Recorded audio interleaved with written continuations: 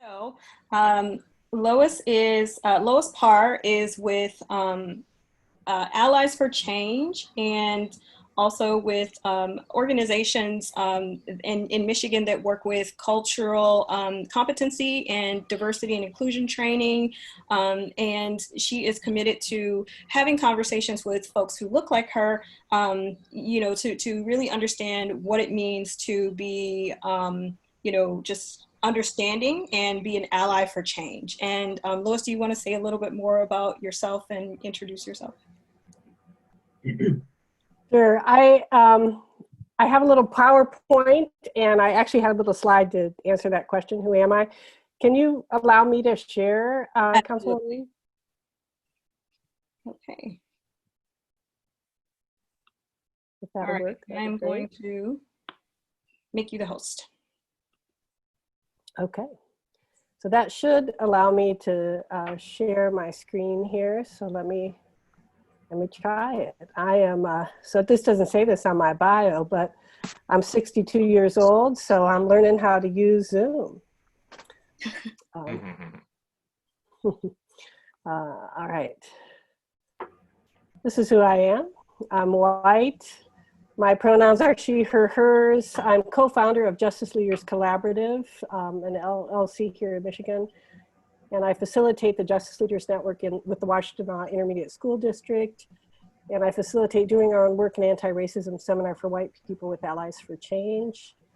And I've been a Racial Justice Institute facilitator with the National LGBTQ Task Force and a facilitator for Building an Inclusive Church. I'm a member of the United Methodist Queer Clergy Caucus, and I live in Albion. So your councilwoman found me through Allies for Change, and I'm honored to be invited to be with you tonight. When I do this work, and I do this work pretty much every day, including now from Zoom, my team and I always acknowledge the ancestral lands that we're on, and we do that because one of my experiences as a person growing up white in the United States is that I wasn't told the truth about what happened in the forming of our country, and I wasn't told the truth about the genocide of Native people. I looked up the zip code for Harper Woods, and the Harper Woods zip code in a website called Native Land tells me that it's the ancestral land of the Peoria, the Kickapoo, and the Miami. There's kind of a problem trying to find the lands we're on because maps were invented by a dominant colonialist culture. Native tribal people used trees and rivers and lakes to tell them where one tribe began and another ended. And so even a map says something about the violence. The other aspect of talking about tribal people is to honor also, even as we speak the truth about violence, we tell the truth about activists and poets and leaders among us now, living tribal people who are able to draw our attention to truth-telling and invite us to be more thoughtful when we think about the history of our nation. This is Layli Long Soldier. She's an Oglala Lakota poet, and she has a book called Whereas, that's the National Book Award finalist you see pictured here. And one of her long poems in this work is this one, where she talks about how there's not a word for apologize or sorry in most Native communities, but it doesn't mean there aren't actions that admit and amend wrongdoing. But she's speaking to the fact that the Congress wrote a resolution to apologize on behalf of the people of the US to Native peoples for violence. And so she asked this question: if there's no word for apologize, what's the meaning of this gesture? I think it's a good invitation to us to think about language, to think about the power of language and kind of where power shows up in our language. I also want to make this invitation in this work of talking about race and racism, talking about other kinds of systems of oppression. My team always says we can't guarantee that a space is going to be safe. I just can't make that guarantee because I can't control everybody in the space. What we hope to do is create a braver space. And by that we mean a space where people can bring who they are and be willing to be vulnerable and be willing to share from the heart. This is a picture of Mickey Scott Bay Jones. And this is her poem called Invitation to Brave Space. Together we will create brave space because there's no such thing as safe space. We exist in the real world. We all carry scars and we have all caused wounds. In this space, we seek to turn down the volume of the outside world. We amplify voices that fight to be heard elsewhere. We call each other to more truth and love. We have the right to start somewhere and continue to grow. We have the responsibility to examine what we think we know. We will not be perfect. The space will not be perfect. It will not always be what we wish it to be, but it will be our brave space together, and we will work on it side by side. I invite you to take a deep breath. I'm saying hello to you, and I've not yet heard who you are. I can see from looking at pictures that we have a multiracial group here. And I want to speak as a white person, especially to those who identify as white in this circle tonight. Because my experience as a white person, again, I said I'm 62, I grew up learning not to talk about race and racism. In fact, I learned specifically to avoid it, that it was dangerous territory. I like to invite white people to move into this brave space, which this little illustration is an invitation to step out of comfort into discomfort and to be willing to embrace discomfort as the place of learning and growth. I'm hopeful that you won't step all the way to panic. Panic. So we hope that you can hold this balance of staying uncomfortable and holding on to what that discomfort might tell you and your body and your soul about where you can learn and grow. One of our key values, and when I say we, I'm talking about the team I work with. I work with 3 other people in Washtenaw County and in Justice Leaders Collaborative. One of our key values is that impact is greater than intent. And again, I would say this is something as a white person, I want to say, especially to white people, that I have done this myself and I have heard other white people cause harm, do damage, say something that a person of color experiences as racist, or done something. And when I'm called in or called out on that, I center myself and I say this: I never meant to hurt you. And I have a good intention. And one of our values as a training team is to remind everybody that, particularly if you're in a location of your privilege, for me, around race, whiteness is a privileged location. And so my goal is to pay attention to impact rather than center myself and get defensive and proclaim my good intentions. So I invite you to embrace that idea, to pay attention to how, what the impact is. I want to move into a framework that my team and I use. We call it a 4 levels framework. I'm going to spend a little time here. This is what we would say 4 levels of privilege, oppression, and change that are true for any system of oppression.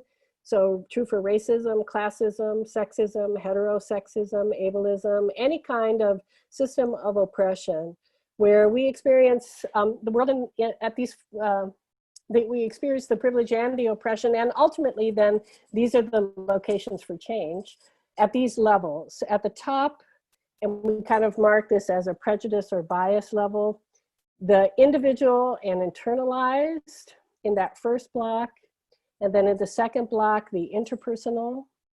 And then at the bottom, and we've added the word plus power along the side, the institutional and systemic, and the cultural. And so I'd like to just take a little time to unpack this and give an example.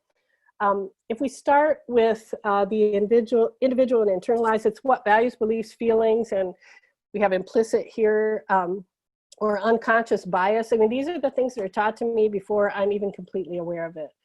So I sometimes give an example that when I was a little girl and I was in the car with a grown-up who was white like me, and we passed a black person on the street. I'm 62. They reached over and they locked the door. They didn't say anything, and I got a message. I got a message that I was unsafe, that I should be afraid. I was not even in school yet, so I was younger than 5. So these things get deeply embedded in us, and there are a lot of things that contribute to it. So if we look at the cultural and institutional levels, the media, I would say, is an institution and is also a maker of culture. And so that fear gets reinforced in me. And then I might act out of that fear. So I might be walking down the street and I might pull my handbag toward me if I see a black man coming toward me, because I've been taught to be afraid, right?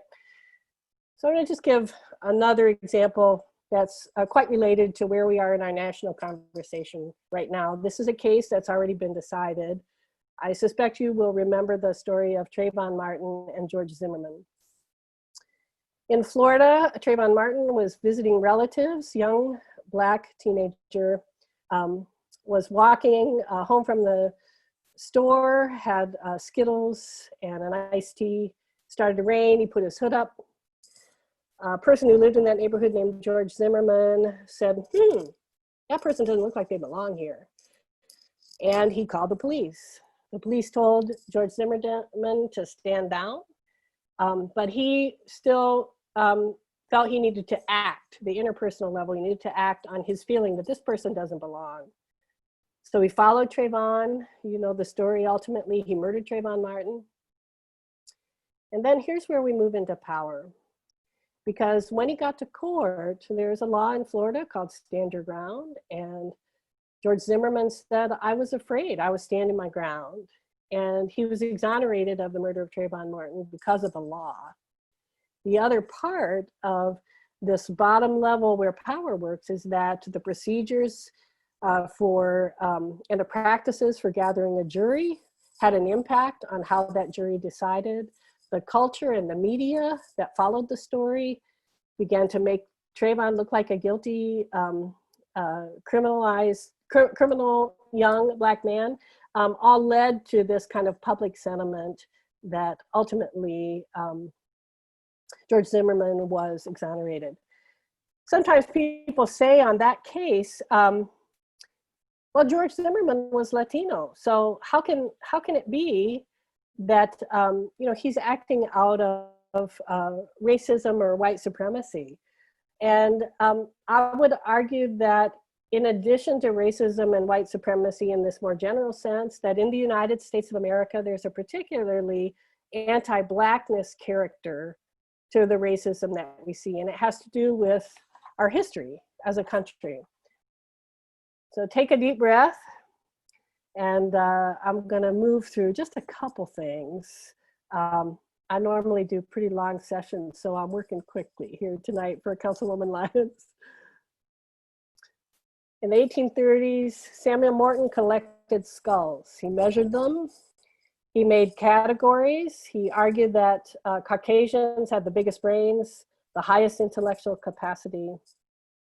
Indians in the middle range, Negroes, he said, have the smallest brains and the least intellectual capacity. His theories became popular. He became known as the father of American physical anthropology. These ideas were all used to perpetuate the idea of what I would name white dominance or white supremacy, and the argument about particularly Black Americans being less than, having less intellectual capacity, and being dehumanized. This is just one example of the way in which that played out. I don't need to tell the story that we hear in school about the Middle Passage and the enslavement of people who were stolen from the continent of Africa. That gets taught to us. But this does not get taught to us about the way that science supported racism.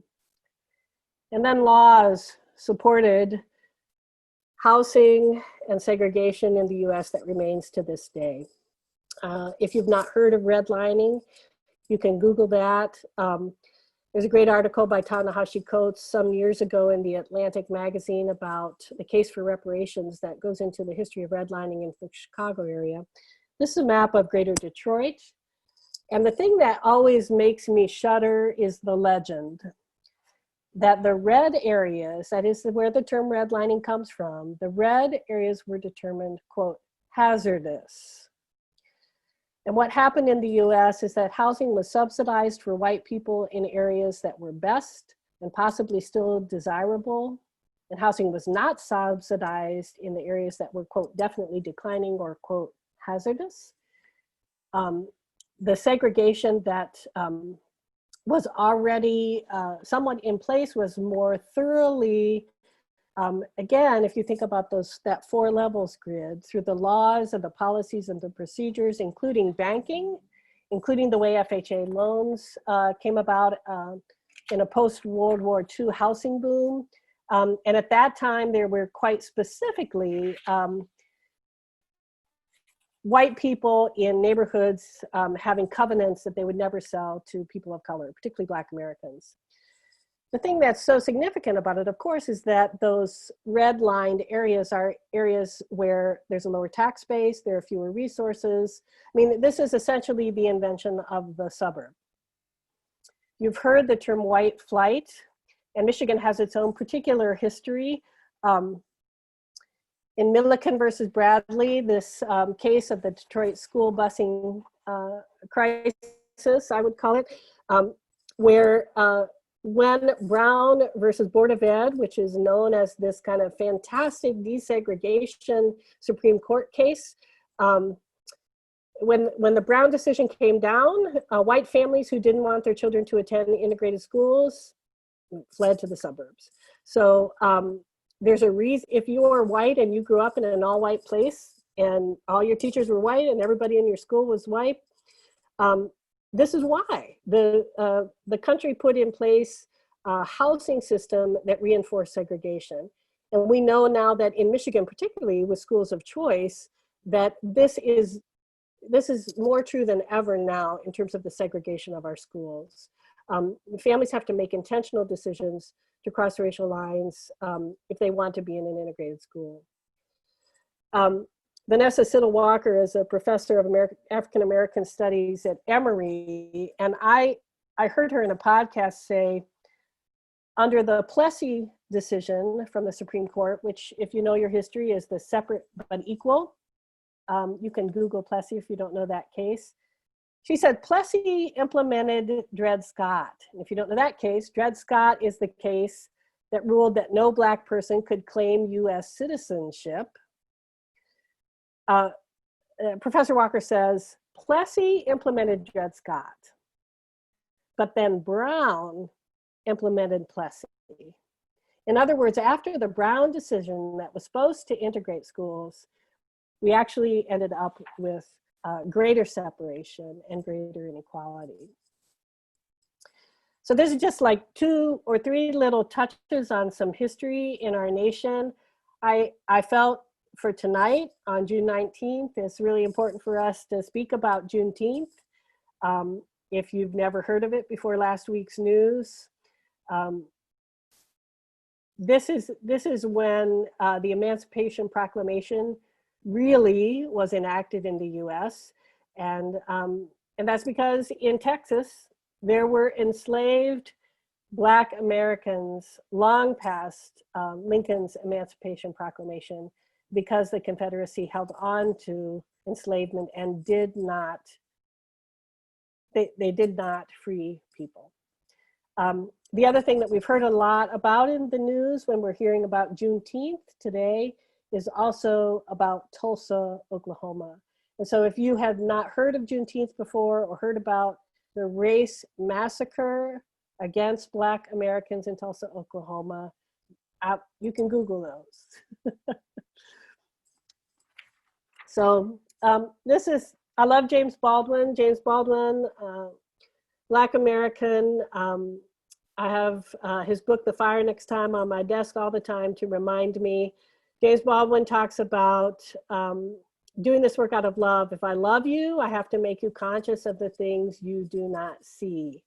I do this work out of love, and when I'm talking about love, I'm not talking about Valentine's Day, but the way that Baldwin talks about love as growth and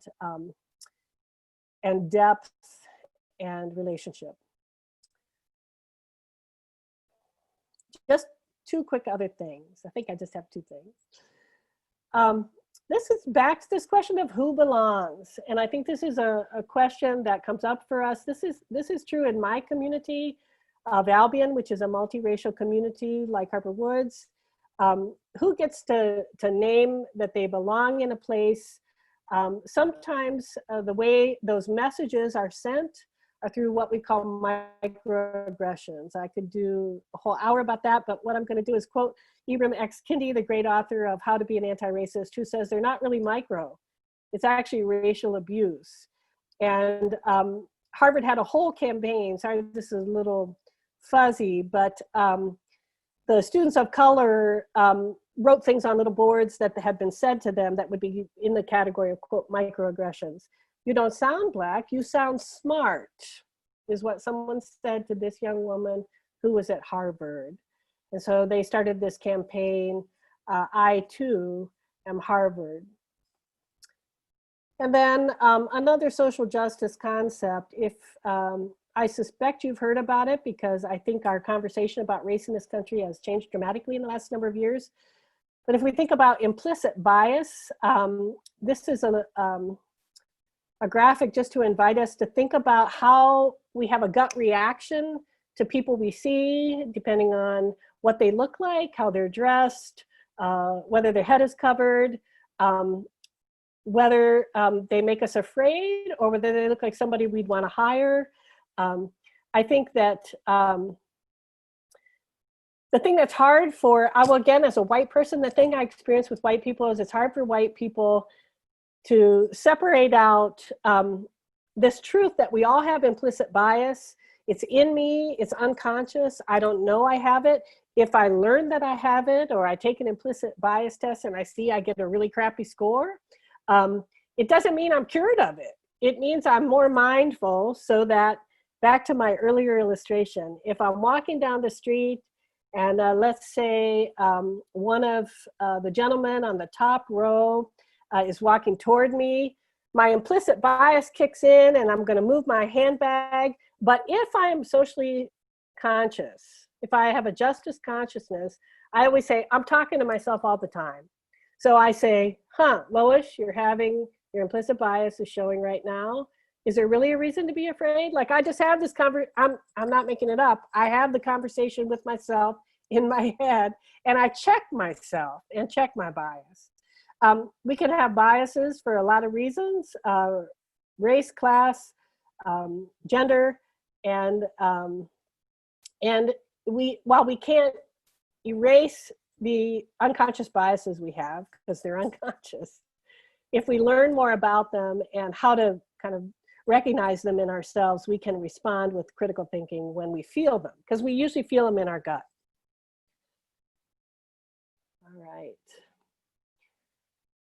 Last thing to close out my little section. Dr. King is quoted a lot, and especially by white people. And this is the question I wonder. I hear people say, you know, I would have marched with Dr. King. But Dr. King got arrested. He was considered an enemy of the state. And the people who marched with Dr. King were hosed down, and dogs came after them, and they were clubbed. They were hurt.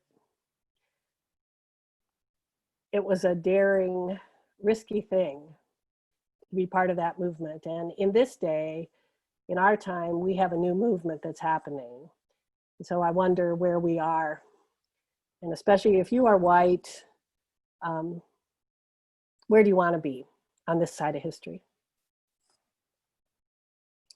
All right, I'm going to stop share. I don't know how I did on 15 minutes. Woo. Thank you. Actually, that was really amazing, and we're really glad that, you know, you got to shed some light on just work that you do and work that we all can do to kind of push the needle forward. And I mean, like in our community, we do celebrate things like Juneteenth, and a lot of us here, we know about it. And, you know, this is something that Councilwoman Kendall, raise your hand, you know, she spearheaded something, you know, that brought this kind of movement to our community. And, you know, a lot of people will say, well, okay, well, our community, we're good. But, you know, when you have so many things happening in the national consciousness, it sort of brings to mind that there is still work to be done.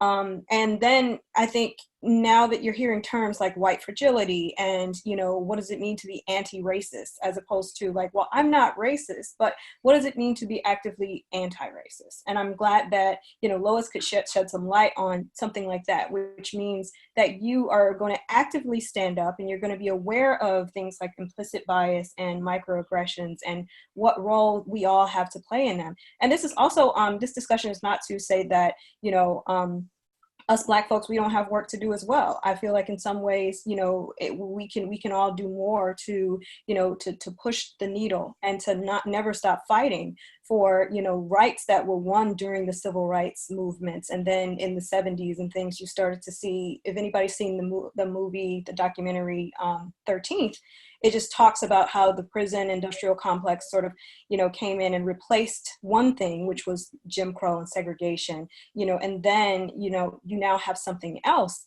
But I want us, you know, Black people to not feel that we are powerless and feel like we can really lean into our communities, because, you know, not only for us as a multicultural society, I think we need to really look deep inside and say, there's still work to be done.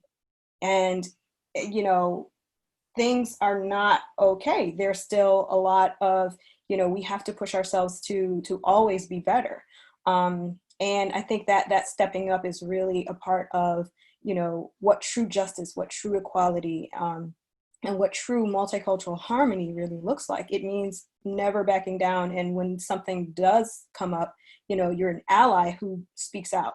And, you know, that's kind of why I think this, you know, with everything that happened in Harper Woods and is still happening with, you know, the Priscilla Slater case, there's still an investigation. Then there are Black Lives Matter protests that are happening everywhere. I think that it's really, really poignant that we keep putting in the work, and we even step it up, because now a whole nother conversation has to be had. And this is almost like, you know, brushing your teeth. This is something that Lois and I mentioned, you know, in our talk yesterday, how, you know, you can't brush your teeth once and then say, all right, my teeth are good for the rest of the year. You know, it's something where you have to keep having these conversations, because I love that James Baldwin quote. It's like, we do this and we have these uncomfortable conversations with each other because we care about each other and because we love each other. So thank you so much, Lois, for shedding light on some things. Maybe many of us knew these things already, but I think the education that kind of comes into, you know, having these kind of discussions, it needs to be reiterated, and it needs to be have a different light shed on it. Okay. So I do want to acknowledge Councilwoman Kendall, who, because today is Juneteenth, if you want to say a few words that you would have normally said on, you know, the actual day during celebrations, if you could chime in, I would love to hear your words, and I'm sure everybody here would as well. I think in some ways the coronavirus has kind of thrown a wrench into what would have been a joyous celebration, but I think this isn't necessarily a joyous time for the movements that are happening in our country. So I'm just going to unmute you. And okay, it's not letting you talk. Okay, I'm unmuted. Okay, perfect. And good evening, everyone. I've always known about Juneteenth. My family we always celebrated as the emancipation. And every year, my parents and my aunts and uncles would all go to Canada to celebrate the emancipation. So I had a knowledge of Juneteenth, and after being on city council here, I thought about it once again. And so in 2015, I finally was able to get it done by 2017. And it was amazing to me how many people did not understand what Juneteenth was about. But I was lucky to have this gentleman that portrayed Abraham Lincoln, and he did a whole spiel. He does about a 45-minute lecture regarding Juneteenth, from what happened from when the soldiers came to Galveston, Texas, forward. And I could not have done this without the help of my city council members at that time, and the mayor and Judge Palmer, because I had help from every phase in order to make this successful. But the thing about Juneteenth, and this year, I was looking so forward to it because it was on a Friday, and I was, hoping to incorporate. Well, the pandemic came and everything has changed, and we were not able to schedule it. So I appreciate you doing this, Ernestine, because it does still give us a moment of conversation about Juneteenth and about race relations. And they're very, very, very important on every level, because there's so much that we're missing as a nation because we do not all come together. And until we do, we can never be the America that my grandparents looked forward to, that my parents served for, and our children and my grandchildren cannot look forward to a real America until we all have a real good sit-down conversation and make changes for the race relations of this entire country. So this is just the beginning, and I appreciate you, Ernestine, for bringing this forward. I do not like Zoom. I have been zoomed out, but I felt this, I felt this was necessary to be a part of. And I just want to say, my community here was so receptive to the Juneteenth celebration. I'm very proud of my Harper Woods community, because everyone getting the information and getting that out, everyone was very receptive and warm about doing the Juneteenth celebration. And so I'm looking forward to next year, to hopefully that we will not be in the same kind of predicament, but that we will be able to do Juneteenth on a larger, grander scale. Thank you, Ernestine. Thank you, thank you. And another person I wanted to invite to say some words before we go out into breakout sessions would be Taylor Smith. She is, I know our Councilwoman Kendall talked about the next generation of, leaders, and, I think she's probably the youngest person on the call. And she helped organize with fellow Harper Woods High School alumni a peace march that we had last Sunday. And, I've been talking with her about, ways to foster diversity and inclusion, because, just because we recognize some things doesn't mean there's still, you know, we're not going to have to pass the torch on to the next generation to make sure that everybody is, you know, having these kind of conversations and, you know, making sure that we are all pushing the needle forward for just making our community better as a whole. So Ms. Smith, if you could say a few words to our group to kind of celebrate unity and, you know, what you'd like to see for the future and the next generation of folks to foster this collective identity of what it really means to be, you know, a society that does better for each other.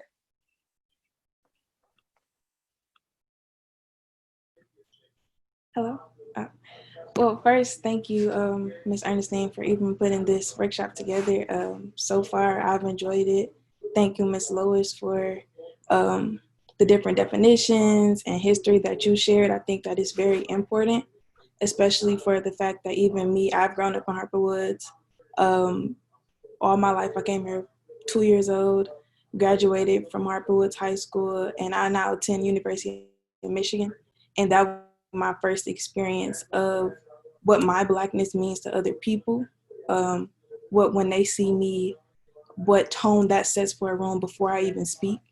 The ideas that people have of me before I even open my mouth, and that's actually important into who I am becoming and the leader that I am becoming. Just being at U of M, where the population of Black students is less than 4%. I'm always the only Black person. I might have one other friend that's in there, and just the community that brings within us, Black students from all over, different economic statuses, different areas, but we all share that same Black experience of what other people see, and how we have to almost change ourselves or be comfortable in ourselves to not change ourselves and still get that same education. So everything that you shared is extremely important as I'm even understanding myself better. And I'm just glad that everybody is here to have an open mind. I love Harper Woods. I don't know if I'll ever leave the city. This might be where I stay, just because I love the city, but we do have a long way to go. I do see that change is coming, and I'm glad that it's coming. I'm definitely going to be a strong advocate for change myself, as well as 10 other college students that I talk to on a regular basis that are also from Harper Woods, that also grew up in Harper Woods. We see a lot of things and we're going to be the ones pushing for it, and it's going to happen. I'm just glad that everybody is here to be a part of that change. Thank you so much for your words of wisdom. And I just want to tell everybody, you know, for somebody so young, I think, you know, she's got her head on her shoulders and she's really, you know, making some waves. So I do want to go ahead and, you know, give us our prompts and then put us into breakout rooms where what we're going to do is talk about, you know, what did you learn from this session, and, you know, share your thoughts on, you know, just what our society is going through right now and how you're feeling. Are there any feelings of, you know, are you feeling apprehensive, scared, feeling like powerless, like you need to be doing more? So we're going to break into probably about groups of 4. And, you know, in those groups, so the rules are pretty much, we're going to have group agreements that, you know, let one person talk at a time, as long as they're not going over 2 minutes. And then, you know, everybody should be able to, even if they're saying something that, you know, I don't think we're going to be attacking each other or anything, but just let everybody be heard. Let everybody kind of, this is a time to heal. This is, you know, a brave space. And because I feel like as a millennial, I have been saying safe space for a long time, but I think I like a brave space. So as I break everybody out into these groups, just chat with each other. And after about 10 minutes, we're going to come back here. And then maybe one person from that group can kind of share, be the group leader and share their thoughts. And then we're going to have just one more little session. And so that way we'll be right on time for about, you know, 7-ish to be able to, you know, have our closing thoughts.